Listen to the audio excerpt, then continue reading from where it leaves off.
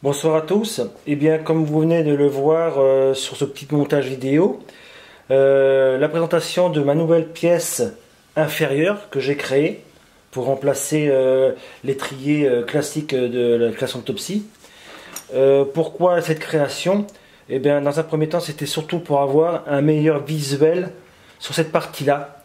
Hein. Vous voyez, une fois l'aspiration escamotée, eh bien, on a beaucoup plus de visibilité sur le travail qu'on est en train de faire.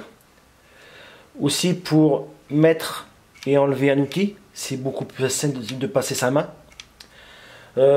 Sachez que j'ai créé un effet miroir de cette pièce-là. Donc elle existe aussi bien pour avoir un visuel côté gauche comme pour moi, que un côté visuel du côté droite. Et bien sûr, le collier de serrage en conséquence.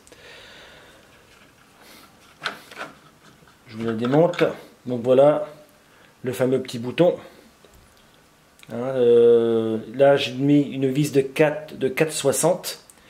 Le trou d'origine lorsque vous créez la pièce est relativement petit. Donc il suffit de la repercer à forêt, la tarauder et vous pouvez y loger votre vis. Donc j'ai créé un pas hexagonal au départ. Mais des vis aussi longues avec une tête hexagonale, je n'en ai pas trouvé, du moins chez moi en local. La petite pièce demi-coque qui permet de serrage. Donc deux parties rondes, une petite, une plus grande, qui me permet d'avoir une bonne prise dans la matière. Donc la partie mâle et la partie femelle. On insère et voilà. Donc sachez aussi que pour obtenir ce jeu là, il va falloir jouer un petit peu du forêt, de la lime, du cutter pour améliorer les jeux de fonctionnement. Je ne suis pas un spécialiste de l'impression 3D et je sais que le trou femelle, j'ai dû repasser un coup de forêt de 5,5, le agrandir un petit peu, le gratter un petit peu tout ça pour enlever les bavurages, afin d'avoir ce montage, ce démontage facile. Ensuite, je vais prendre l'appareil en main.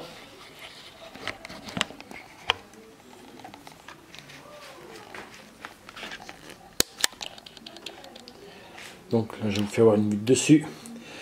Donc, épaisseur de la pièce 15 mm. J'ai créé ce petit évidement là uniquement pour gagner un peu de matière et aussi pour amener un petit côté esthétique. Ça n'enlève rien à la rigidité de la pièce par elle-même, hein. C'est très rigide. Vous voyez, pour remonter le tube, je pose mon tube au sol, j'enquille ma pièce de mes coquilles, je mets mon petit serrage, je règle mon collier, mon aspiration, pardon. Et voilà.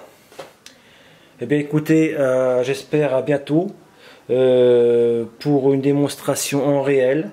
Mais vous avez vu que la Makita, la broche, le laser, tout ça, ça passe sans problème. Allez, salut, à la prochaine.